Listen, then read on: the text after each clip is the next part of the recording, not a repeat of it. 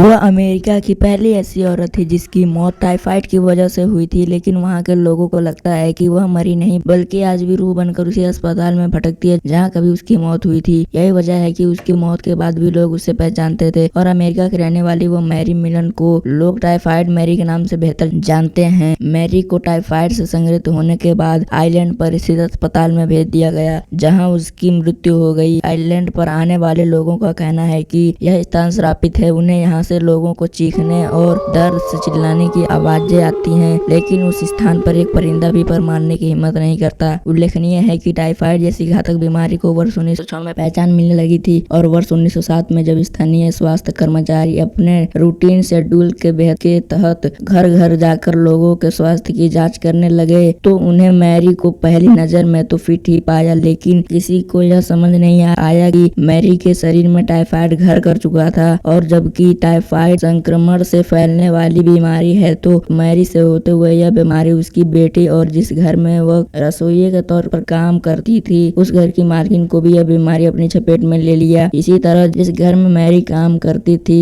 उस घर में रहने वाले 11 लोगों में से 6 को टाइफाइड हो गया और मैरी के शरीर पूरी तरह से संक्रमित हो चुका था।